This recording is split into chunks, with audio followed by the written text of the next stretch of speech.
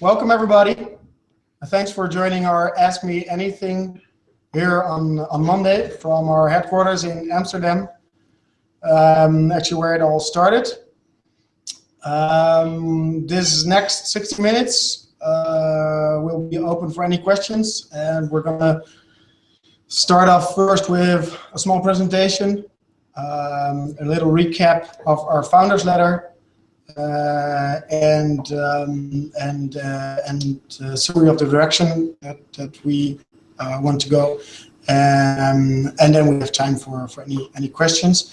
What we like you to do is to, during our presentations, feel free to write any questions in the YouTube chat. You see it actually on the right of the screen.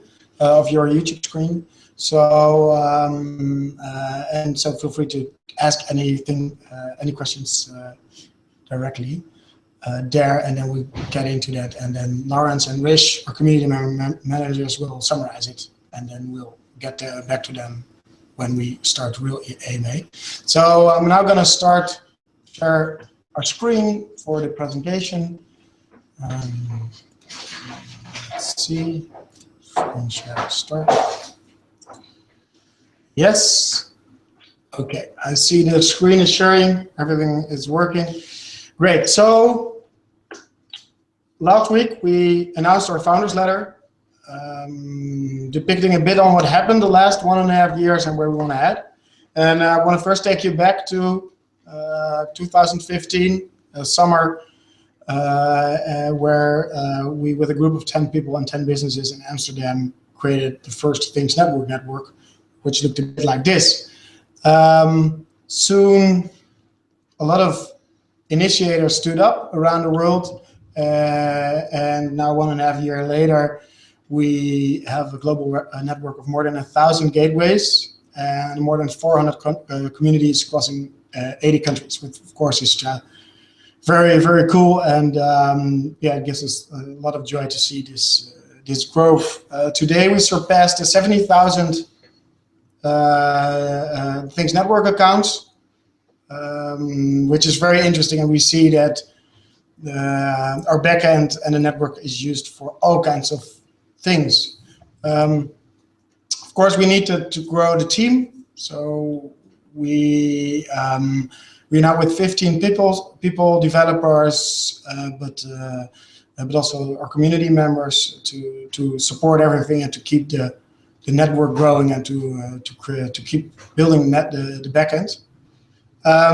As most of you know, we also did a Kickstarter campaign, and probably a lot of you are backers, and we've trying to keep you up to date, in very detail as much as possible the last few weeks, because we're really nearing our delivery right now. We had some major hurdles the last 6 months with late delivery of some components and some setbacks on building the firmware.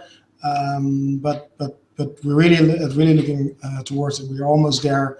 The products are now being certified by certifying houses in China, and we're really nearing delivery. And we know everybody's waiting, anxious for their products, and we're doing everything in our power to make sure they are with you as soon as possible. So what we saw over time is that people start building a network. This is, I think, one of the most interesting early posts of like November 2015 by Bruno in Buenos Aires, and you see this very experimental setup, I think is the right framing. But maybe other people would call it very dangerous. But this is how things start. You try to experiment, and then you come up with a crazy idea, and we see all these use cases coming by that utilize the network. So, for instance, this is a sensor that knows if the garbage can is full, and we have people that making sensors to bikes. A lot of people actually. We have people connecting cows to the Things network. We have a project in Japan that's connecting radioactivity sensors to the Things network. In London, Oxford, we have this very awesome project where people with place height sensors over the canals so they can get flood warnings if there's potential floods in Oxford. We create smart parking lots. For instance, that's what we did for the Port of Amsterdam. We have this amazing company that is building smart mousetraps, which is very interesting business case and really has some huge potential. And these are now rolled out by the thousands as we speak. And we have a very interesting company, Sensorterra, that's building LoRaWAN ground soil sensors, allowing to measure the soil and to save water. So what you've seen over time is that things have moved from a crazy idea to a project, and sometimes a business. And what we wanted to do and what we want to be as the Things Network is to evolve in that pattern. And it's actually what we're doing. We're evolving from a crazy idea that a bunch of people in Amsterdam had to a serious product to now a serious organization that is supporting a open and democratic and free Internet of Things data network. But it also brings new requirements, because building an application with some easy tools and just get things working is not enough. You have to scale security, you have to scale reliability, and that and we saw that last year coming at us, where a lot of people were asking for this kind of stuff. So actually what they asked us is they wanted to take control over the reliability and security, because actually they were promising customers to deliver a service that's based on this network. So what we did for that is that we want to enable the community to get control over this reliability and security. So what we want is for you to be able to run a network services yourself, so not only the gateway but also the backend services, so you can implement these guarantees yourselves. Or you should be able to let another company host it for you, so you can outsource these responsibilities and maybe agree on an SLA together with a partner that they will do the IoT infrastructure for them. And if you then outsource this capability, you also want to make sure that the data is still owned by you. So you need to be able to enable end-to-end encryption by still implementing the application server, in our case, the handler in your own domain. And then if you run the service yourself, you still want this network collaboration advantage that the Things Network brings. But now you can do that also on a network level. So that's a bit of the technology direction we want to be heading. Then the network itself. So it doesn't come for free, right? So we have to run service, we have to employ programmers, we have to employ community managers to get this all going and off the ground and moving forward. So at the moment, our business, the Things Industries, that's the commercial business Johan and I set up, is funding the entire Things Network, and we get some grants from European or local governments to create also the open source code, because it's benefiting a larger audience. But this is not a sustainable model. If it's all based on our sole donations and grants, it will not build this sustainable network that we want to create, this global Internet of Things that is open and free. So what our future sustainable model looks like, so we want to build a business ecosystem that extends the networks, that makes money out of this network, that is actually supporting the network. And I think what you've seen, for instance, in the Linux Foundation and the Linux business ecosystems, they really at some point strengthen the whole model, where the open source core of Linux and the principle of Linux were only strengthened by the business ecosystem. We also want to make people create value with the gateway. So if you route data for somebody else, somehow you should be able to compensate. So we're working on a cryptocurrency that allows you actually to mine IoT coins with your gateway. And of course, there's a general reach and an interesting opportunity for enterprises also to provide sponsorship and donations and able to advertise their products Last one is not the most desirable one, and they will all come with very a lot of constraints, of course. But the basic two one is where we want to be heading. So the Things Industries is a business we set up ourselves on the open business ecosystem of the Things network. So we're providing hardware, network server, and support. The network server is a professional enterprise-grade network server that you can easily install in your on-premise or with a host like AWS, a cloud provider. But we invite everybody to build their own business on the Things network. So use our open source code and run these network services for your customers, or build total end-to-end solutions with it. All making sure that we embed the open principles that we have in our architecture into IoT solutions. So how does the governance look like at the moment? So we have the Things network, now headed by Johan and me. It has the source code, the community is in there, the thingsnetwork.org. The basic routing is done there, and it's non-profit. Then we have the Things Industries there, the whole development team is there. Within Dutch regulations, it's not so responsible to hire people in a foundation. So we have all the people there, and the Things Industries creates the open source code and donates it to the Things network. We build all kinds of partnerships in there, and one of them is the Kickstarter, a product we did together with Twee Tonig, and that's an entity called the Things Products, to have the products in a separate legal entity. And so to summarize this part of the presentation is that the community is asking us to become more reliable, to be a platform that you can build on. Our answer to that is that with our decentralized principles, say, let's build this all together. So let's also build the backend together. And Johan is going to address that in detail on how that works. Yeah. So we get a lot of questions about our roadmap. What are we working on? What are the next steps? I'd like to already give a sneak peek on what we are going to deliver to the community this year and also next year, and also gonna tell a few things that we already made available, but just to give a clear picture. So the key things of our roadmap of this year and next year is to have LoRaWAN Class B and C support.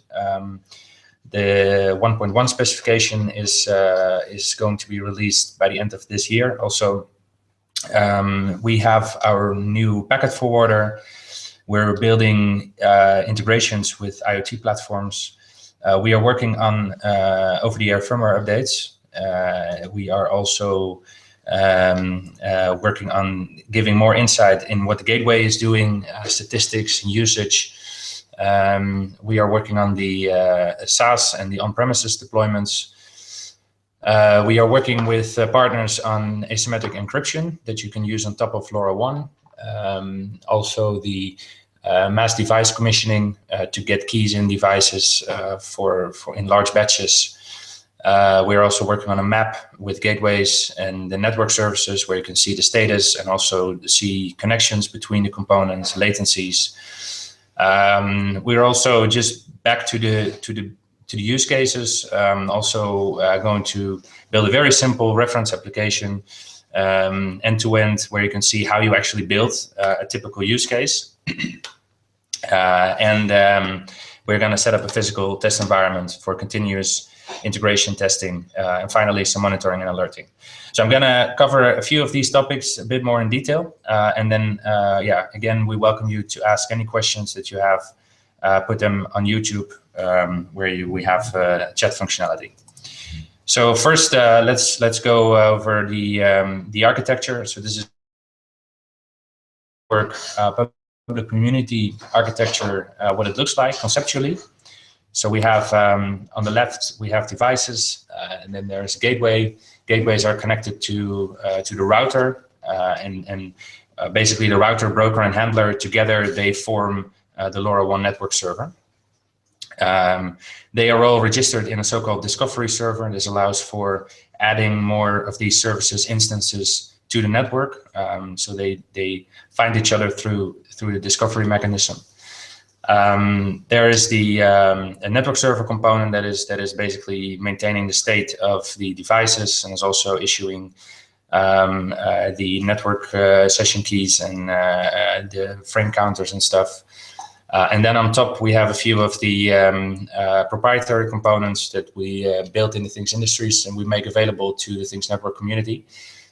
We have the NOC, Network Operations Center, that is monitoring all the components and also gives you the gateway statistics and all kinds of traces through the network of messages. We have the console, which is, I think, one of our very nice user experience components where you can manage applications and gateways. And we have the account server where accounts are stored. And then on the right, we have different APIs to get your data, but also manage applications and gateways and devices. So yeah, integrations. This is already what we have available today. So we have a KN integration, data storage. So we can store your data for free for 7 days. We have HTTP integration that allows you to send all your data to a custom webhook, and we have the if this then that maker integration. And the KN integration, probably some of you have seen it already. We also now have support in our Arduino library, so you can basically write code as you see on the left, where you can actually don't have to bother with encoding in bytes, or you don't have to send anything in text or anything like that, or you don't even have to write your JavaScript decoding functions, but you can use this payload format and generate a dashboard like you see on the right easily in a few clicks. We have a lot of more integrations to come. So we build integrations with IoT platforms, but also with platforms that are more of interest for enterprise use, like Salesforce. And we're also building an integration with SAP. So one of the things that we released very recently is the Things Network packet forwarder, which we built from scratch. It's open source, and it basically solves the problems that we have with the existing UDP-based packet forwarder. So this packet forwarder, you can configure everything from the console. So you can set the frequency plan, router, you can set its location. It uses an authenticated and secured connection, and it has fallback mechanism if the router that you select is not available. And we have a very easy and user-friendly packaging service for Curlink, multi-tag, and Raspberry-based gateways, and any other gateways we will be adding that are also popular. So this means that you can basically create a package for your gateway directly from the console that already includes your gateway ID and key, so you only have to transfer it to your gateway. So the community network, it runs distributed already. So we have the router, broker, and the handler in different regions around the world. So currently we have deployment in Amsterdam, Brazil, Singapore, in the US West Coast. And so you can connect your gateway to the closest location, and then the data flows to where it has to go. And this you can set up also, as these components are open source, you can also set this up yourself as a private network. And this can also be a hosted service. And you can run these network components privately, so all of them, the router, broker, and the handler, or only the handler. And if you only run the handler privately, then you basically benefit from the coverage that the community gives you. But since the encryption and decryption of payload happens in the handler, you have end-to-end encryption. If you have a fully private network, then you fully control the entire infrastructure, and also you can connect your gateways to your router. One of the things that we do in our commercial entity is to offer these services hosted, and then you don't really have to care about any installation and stuff. But again, you can also, since these components are open source, you can also set it up yourself. So a little bit about coverage and capacity. So yeah, more gateways, they add capacity and redundancy to the network. So capacity in terms of downlink, because of duty cycle, also of the gateway, adding gateways to a region creates a lot of capacity for sending downlink messages. But also, since you have gateways closer to end devices, adaptive data rate will set higher data rates to these devices. And this means that you have better channel utilization, so higher data rates, lower time on air, so more availability to other devices. And also the sending a message takes less time, so it also consumes way less power.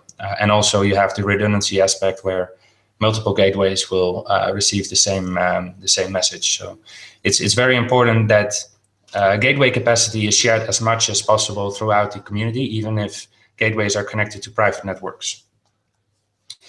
Yeah, another very, very exciting feature that we will be presenting in 2 weeks is the firmware updates over the air. I'm not gonna go in detail here.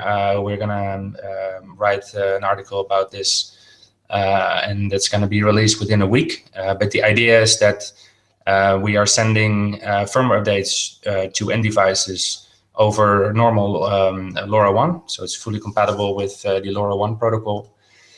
And the way it basically works is that the network creates a multicast group with the selected devices that you want to update. And this multicast group includes a time window when all these devices will open their Class C receiving window.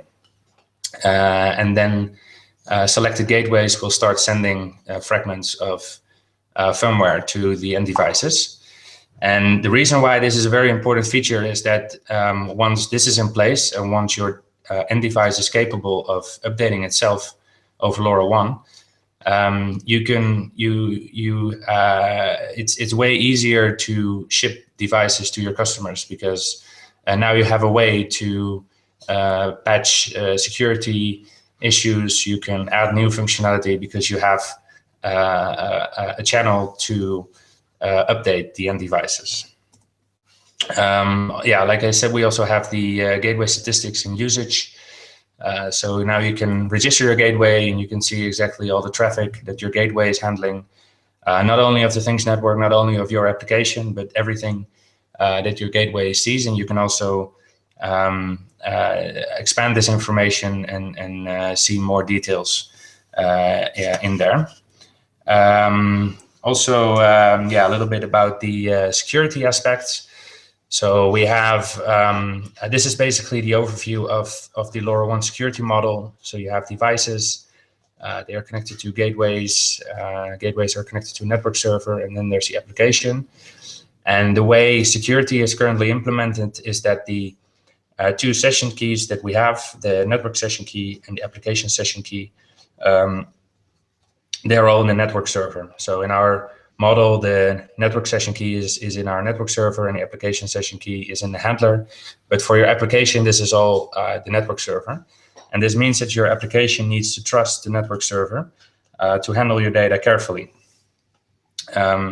So the way we are deploying, allow you to deploy this is basically 2 ways or 3 ways. First, we have the public community network that you can use today. What we will also be making available is a software as a service solution where you can easily deploy a private network on AWS. So it's the same technology, but then it's a fully private network that is also kept up to date, and you can point your gateways to your own endpoint. And another way of Deploying the network is on-premise, and this is basically in your own server. These services also include our console and account server. But again, you can also develop these components yourself partly and use the open source components to set up the routing infrastructure. Regarding commissioning, which is very much related to security, is that we are working on a commissioning terminal, which is a device that basically commissions end devices. And the way LoRa security model works is that you need to have a unique DEF UI in each device, and you need to know it beforehand, before the device joins the network, and you need to have a unique app key in each device. And the commissioning terminal helps you to commission these devices in batch. We now also support one of the features that we had before in staging, that is the on-join registration. So devices that are not known yet but have a known app key can also join your application. But this is not an ideal and not a very secure way to commission devices. So this is basically our secure alternative, this will also work very nicely with secure elements that you have in your end devices. So the idea is this is a commissioning terminal that connects with the end device using a programmer or a serial or Bluetooth or even over LoRa. And it reads the unique DEF UI and then commissions the device with an app UI and app key. And this can also be used to add an additional layer of security, the asymmetric cryptography, where there is a secure element in the end device and there is a certificate signing procedure from the end device with a certificate authority of choice. So you can commission your devices in a network server, but as an additional layer of security, you can have end-to-end encryption on top of LoRaWAN. And then the model looks like this, where basically the LoRaWAN security mechanism is still in place, but we added an additional layer of security where you have private keys for each end device in your, or public keys for each end device in your application. But you can also use an IoT platform, because there are some IoT platforms out there that support this natively. So these are the things that I'd like to cover. Again, this is our roadmap, and we will soon publish more about the roadmap and all of these features a bit more in detail. And again, if you have any questions, then we can cover them right now, or you can ask them. Yeah. So we already got some questions. Got one. I already got the first one. I read it already a bit. Let's put the camera on again. Yeah. So it's a question by Flavio, actually one of our first initiators. I think one of the first 5. Hi Flavio, great you're on this AMA. And his question is that do we have the ambition with the Things Industries to also implement decentralized model, and for instance moving to some kind of franchise model where we can scale all the lessons learned about our business model to the over world? Yeah, short answer is yes. That is something that we have the ambition to. So we're already experimenting with some kind of reseller models, but a franchising model would be very interesting, and we would love to also give business model to our communities. Let us stop the screen sharing. Oh, there it is. Oh, yeah. So yeah, this is something definitely. It's getting hot in here. I see that you're red and I'm red. No, I think we got a lot of sunburn from last weekend. That's good. The weather, we finally have good weather here. Yeah. We were able to go out to see some sunshine yesterday. So we really think it's interesting for businesses in the community to see where they can leverage everything we do with the Things Industries, and then have some kind of franchise model. So yeah. Yeah, plans for geolocation. That's a very good question from Martijn. Yeah, we are working with Semtech on bringing geolocation to the community. We are currently experimenting with connecting gateways that have this accurate timestamping. We are still discussing with Semtech how this will work out and what the rules basically will be for the community to use geolocation. This is going to be based on the accurate timestamping, and the reason why it's not super easy to bring this to the community is because this is based on proprietary code from Semtech and partners. But I think it's going to be very powerful if we bring it to the community because it's also can be used for many non-profit solutions and smaller scale solutions. And then, of course, there's also the geolocation that we can do with just the gateway location and RSSIs. This is less accurate, and this is also something that we really like to do. And this is also an invite to the community that if you want to work with us on this, then feel free to reach out to us, because this is one of the things that we also like to develop with you. Then another question from Martin on the firmware updates. They're limited to TTN devices. That's a very good question also. The protocol that we implement for setting up this multicast group and sending the fragments to the end devices, this is going to be open, and it's actually mainly developed by Semtech and firmware over-the-air task group of the tech committee of the LoRa Alliance.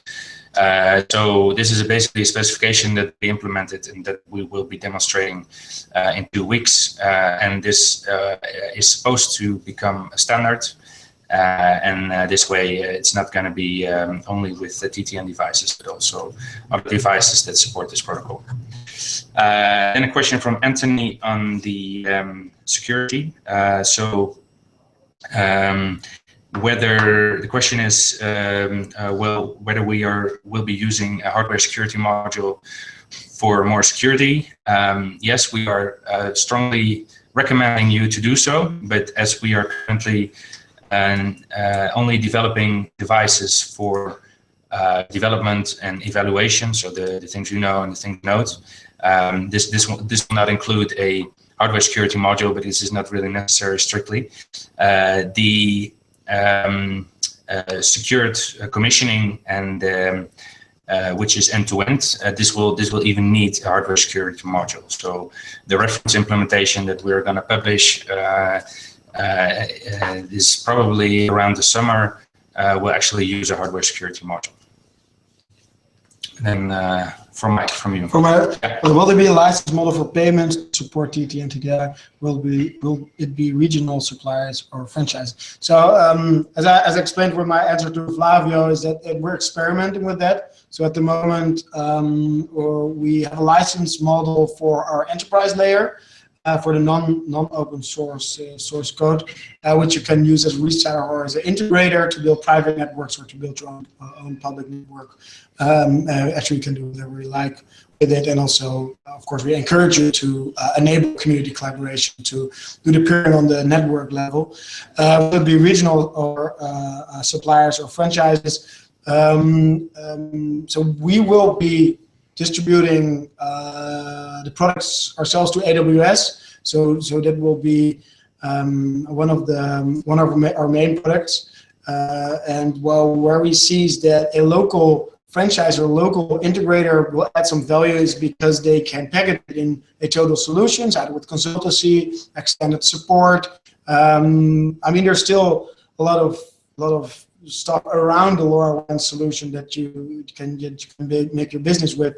So yeah, that would be regional. And maybe you're hinting a bit at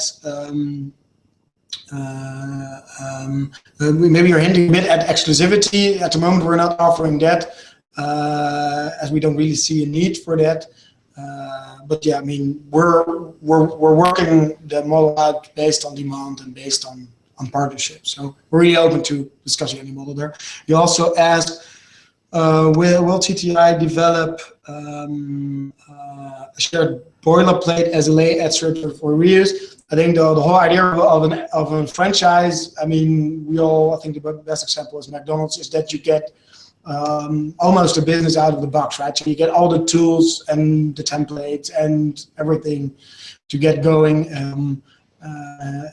So that's the whole idea, to have like a package there, and then. Yeah, I think also what maybe I'm not sure if you're asking this, but what we also want to do with our TTI hosted solution is that you can offer this solution to your customers. So if you want to offer a LoRaWAN network server with your own solution on top of it, for example, then you can use our TTI hosted version for that. So in that sense, you can reuse what we are doing as well. Then a question from Urs on the from Switzerland. Yeah, always nice. Our friends in Switzerland.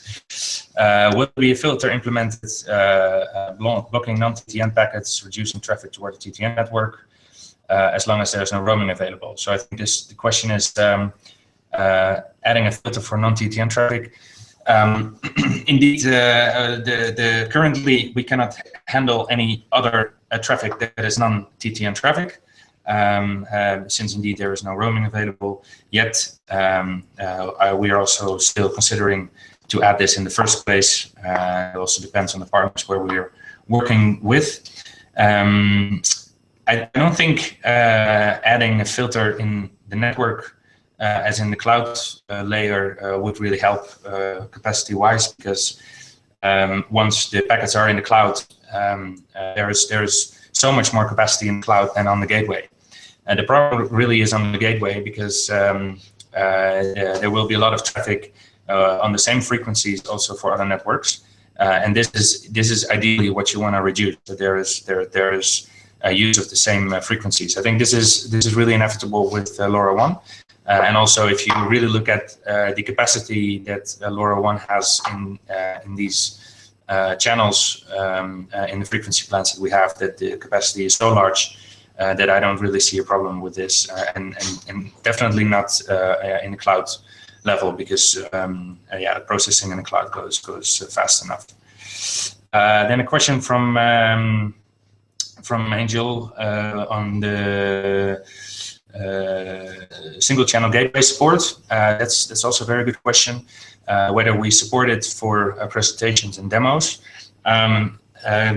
Currently, and this is also related to the frequency use, by the way, currently single channel gateways, they use one of the joint frequencies in LoRaWAN, and this is not ideal, because these joint frequencies will be used then too much, because they will be used for 8-channel gateways or more channel gateways, but also for this single channel gateway. So what we'd like to do is to have a dedicated single channel frequency that the 8-channel gateways are not using.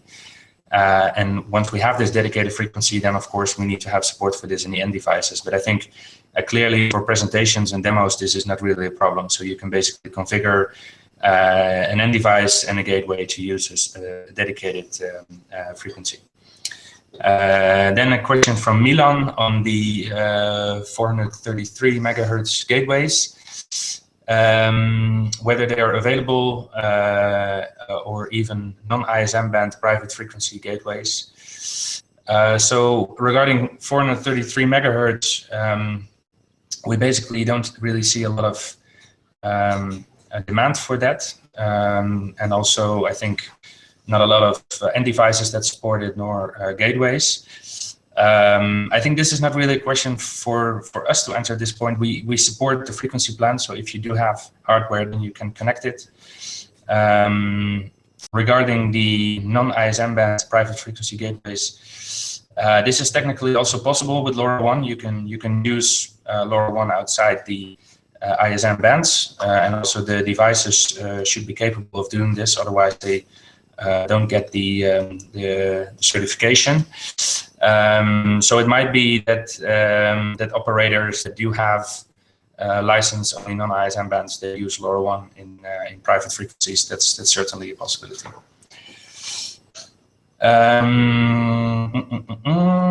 Then a question from Gibradax. What will happen if roaming is implemented? Is that roaming between networks? So in fact, a TDM packet can be sent over part of the KPN network and vice versa. Yeah, so indeed roaming. So roaming really is a operator's term. Roaming we really call it peering. So it's basically exchanging traffic with other networks. We will probably use the roaming interfaces for this. The roaming interfaces will be specified in the LoRaWAN specification 1.1 to be released end of this year. But the idea is indeed to exchange traffic between networks, and this could be a private network with public community network. That can be two networks. It could be the Things network with another public network that is also implementing these interfaces. And yes, indeed, if we work out deals with national operators, this is also possible. But this will certainly be a opt-in functionality per application. So we will not automatically exchange traffic for all applications with other networks. So this would be a benefit for you to do this, and also make note that the security mechanism in this roaming functionality is that this roaming really works on a network level and not on the application payload level. So the roaming partner will not see your payload still. Then we have the fair use policy. We call it the fair access policy. Question from Martin. The fair access policy is really currently a guideline to make most out of the capacity that LoRaWAN and the Things network has. So we basically said you have 30 seconds of uplink transmission time per day and 10 downlink messages per device per day. And you can use this in higher or lower data rates. You can spread it, you can put everything in an hour, or you can spread it across the day. Currently, we are indeed not enforcing it, and we are currently monitoring it. Today, there is no reason to enforce it, but since we put it out there from the beginning, we can later enforce it, and once we will be enforcing it, it will be first through a series of warnings to the application owners. Really, again, the intent is to not to restrict people, but really to create more capacity on the network once that becomes necessary. But really, currently, most of the applications are still well within these limits, so there's no reason currently to enforce it. So another question by Recommend Traveler is how do you finance these works with investing? Luckily, we can be very transparent about that. Start, Johan and I finance it all ourselves. It was the first few months. We were happy to receive some grants and actually were able to do some consultancy work and project work from the start. We all did it from the Things Industries. We do not have an external investor like a VC or a private equity firm or a corporate. We're you and I are 50% still owners of the business, and we're happy to have this independent position to launch this. As we mentioned, it's not an ideal situation where we are the sole sponsor of all of this and responsible for providing the source code and funding or managing that we can get the funding in. So that's also where we want to go to a further decentralized model to get into the next phase of growth for the Things network and really make it a public network. So to cut long story short, we invest now 100% ourselves. And we're happy to get some funds and grants to help us out with it. But we want to move away from that situation.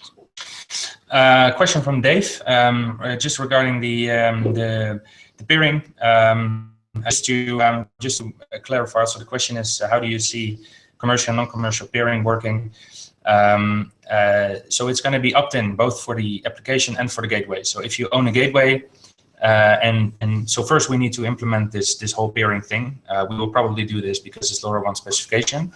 Then we need to work with other networks to set up the peering. And other networks is, so if we do it as a public community network, you can also run parts of the network yourself. So you can also set up these peering agreements with other partners if you like. This is going to be all assuming that it's all non-commercial. So once there will be a peering with a commercial network, I don't really see that happening, especially not for non-commercial traffic. But then again, for applications and for gateway owners, this will be opt-in. So you will actually you need to enable this in the console for your gateway or for your application, and then your gateway will also be part of the peering with other networks, and your application can then, if you enable that, use other networks to route your traffic. So then the question regarding the moving from a private to public networks. This is also a very good question. Something that we are also working on to implement is to move seamlessly from the public network to a private network and back. So the idea is that you basically then export from the public network of your device, your state, all your devices, session keys, frame counters and everything, and then load that basically into a private network, and then you don't have to go to your devices, restart them, or reconfigure them. And that will also work the other way around. Then final question. There's one more. Mario asks, are you considering other technologies apart from LoRaWAN to relay data? Yes, we are definitely considering this. I think also that LoRaWAN still has a lot of more power that we can unleash together in the future. I'm also very excited about the new functionalities that we see coming, like for example the multicast and the firmware updates that were before basically reasons to use Bluetooth to actually accomplish something that we will now be doing with LoRaWAN. For really data relay, I think this is a bit more long term, but we might have a prototyping of this somewhere next year if we really feel that this is getting more and more priority. And then I think the technology that makes most sense then is Bluetooth 5, because this really supports connectionless communication between devices, and this is basically what you want to have between end devices and gateways. Okay. Yeah. Can you? So Remco and a few others can elaborate on the Kickstarter's progress at the moment. So we sent out an update last week, the week before that, and we just entered certification. And we are at the state that takes about 2 weeks. Then we need to start production, and then we can start the fulfillment. So we're near the end. One of the main risks we have at the moment is I think there are two. Is that the module we got from Microchip, it was in a different shape than the specification set, and that's why it's now not really a tight fit into the PCI connector.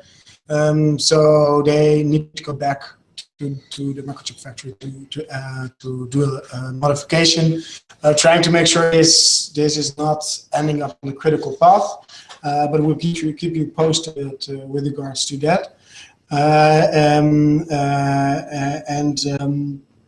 The other one is the certification. We're very confident that we have a lot of preparations to do it, but you never know. It's getting there one step at a time. We're trying to keep you updated as much as possible. A few weeks ago, we addressed a lot of questions. We got a lot. We got some positive feedback on that, so we keep doing that. And yeah, hang in there with us.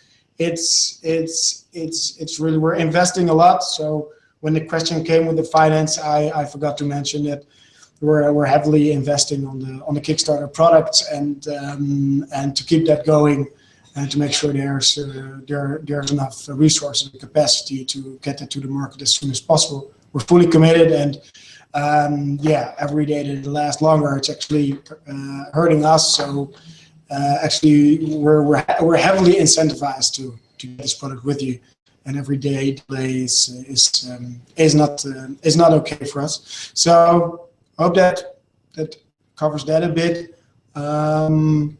Still have some questions, guys. Is this the last question?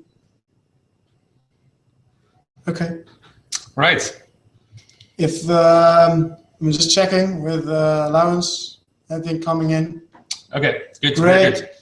Thank you very much. Thank you very much, guys. See you guys soon. And if you have any specific questions, it's pretty easy. Johan at attendeesnetwork.org and Wienke at attendeesnetwork.org. Feel free to reach out anytime, and every feedback will make us a bit better. So thanks for being an awesome community, and see you soon. See you. Bye. Bye.